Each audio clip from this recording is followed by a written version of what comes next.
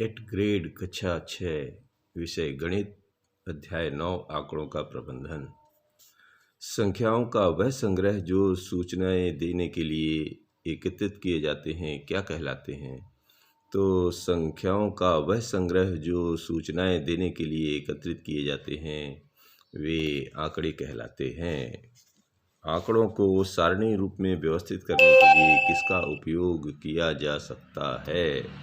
तो जी इसका आंसर लिखना है, आंकड़ों को सारणी रूप में व्यवस्थित करने के लिए मिलान चिन्ह का उपयोग किया जा सकता है। आंकड़ों को चित्रों, वस्तुओं या वस्तुओं के भागों के रूप में निरूपित करना क्या कहलाता है? तो आंकड़ों को चित्रों, वस्तुओं या वस्तुओं के भागों के रूप में निरूपित करना चित्रालेख या पिक्टोग्राफ कहलाता है। यदि एक ये जो चित्र बनाया गया है, इस एक चित्र का मतलब है 10, तो ये जो 4 चित्र का मान क्या होगा? जी बहुत सिंपल है, एक चित्र का मतलब 10 है तो 10 चित्र का मतलब हो गया 4 चित्र का मतलब हो गया 4 गुणे 10 अर्थात 40।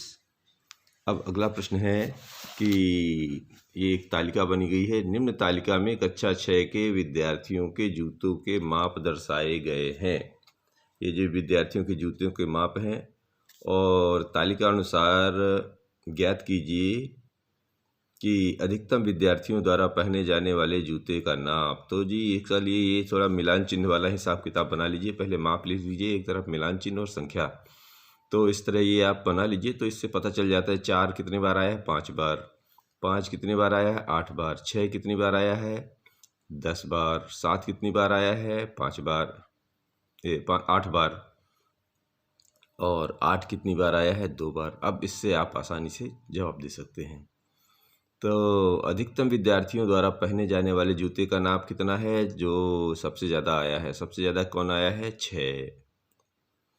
और न्यूनतम विद्यार्थियों द्वारा पहने जाने वाले नाप, तो सबसे कम यहाँ पर संख्या आई है वो 2, किसकी? माप 8 नंबर की। तो सबसे कम पहने जाने वाले जूते का नाप हो जाएगा 8। अब फिर से इसमें मिलान चिन्ह का प्रयोग करते हुए निम्न सारणी को पूरा कीजिए। जी मिलान चिन्ह दी जो ये इस तरह बनाया जाता है, 1 2 3 4 तक तो सीधे सीधे अंक लिखे जाते हैं। जो 5 होता है उसको 4 में से ऐसे क्रॉस कर देते हैं तो ये बन जाता है 5।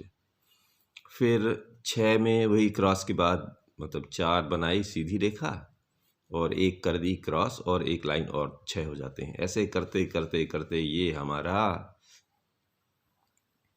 10 तक की मिलान चिन्ह हो जाते हैं। अब इसी में दूसरा लेते हैं। किसी सप्ताह में एक फैक्ट्री द्वारा निर्मित कलाई घड़ियों की संख्या निम्न चित्रालेख द्वारा प्रदर्शित है। तो एक चित्रालेख में दिखाया गया है, एक का मतलब होता है 100 घड़ियों के बारे में। तो अब इसका जवाब देना है। तो जी जवाब दीजिए, किस दिन न्यूनतम कलाई घड़ियां निर्मित की गई? तो फोटो में देख के बताना है। ये हुई है शनिवार को। और किस दिन निर्मित कलाई घड़ियों की संख्या अधिकतम थी? तो ये थी जी बृहस्पतिवार को। और उपरोक्त चित्रालेख की सहायता से निर्मित कलाई घड़ियों की संख्या की तालिका बनाइए। जी तालिका इस तरह हो गई, दिन लिख लीजिए। और चूंकि एक पिक्टोग्राफ का मतलब होता है 100, तो जितने जितने इसने पिक्टोग्राफ बनाए हैं, सोमवार को 6 बने हैं तो ये हो जाएंगे 100 गुणे 6 अर्थात 600। मंगलवार को 100 गुणे 8 अर्थात 800।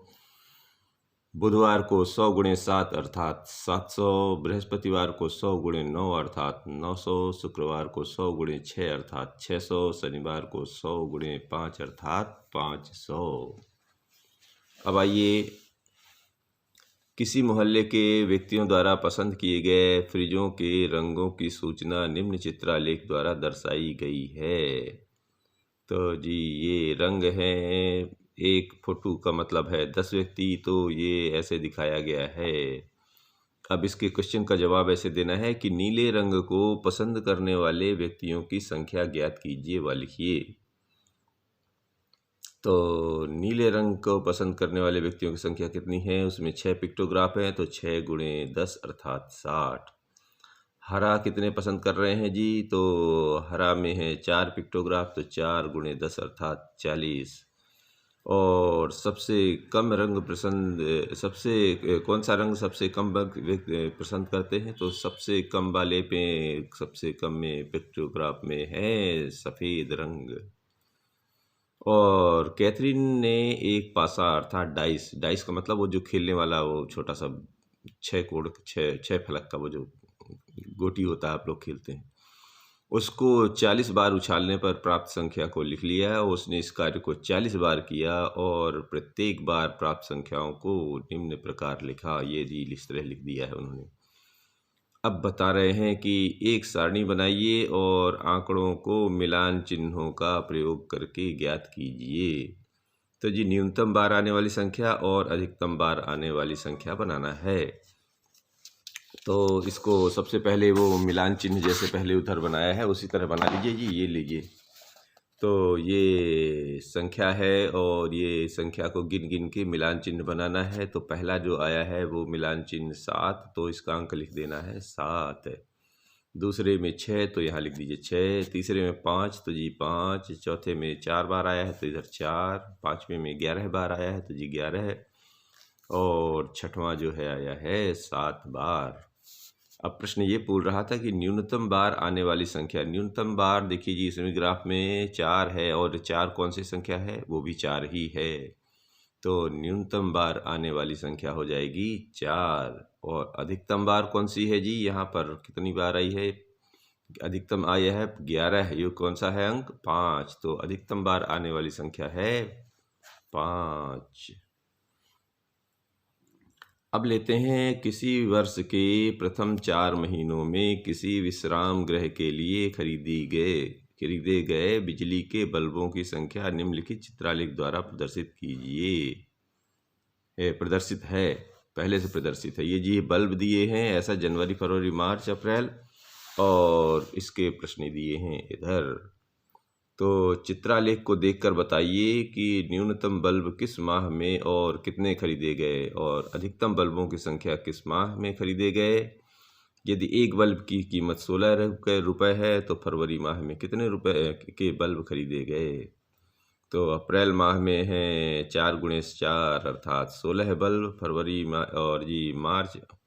दूसरा प्रश्न है अधिकतम बल्ब, तो अधिकतम बल्ब किस माह में खरीदे गए? तो जी मार्च माह में। अब एक बल्ब की कीमत 16 रुपये, फरवरी में कितने खरीदेगा? तो जी फरवरी माह में पहले कुल बल्ब कितने थे? तो 4 पिक्टोग्राफ हैं अर्थात 4 में 7 हैं तो 7 चौके 28। अब एक बल्ब की कीमत 16 रुपये है तो 28 की हो जाएगी 28 गुणे 16 अर्थात 448 रुपये। धन्यवाद।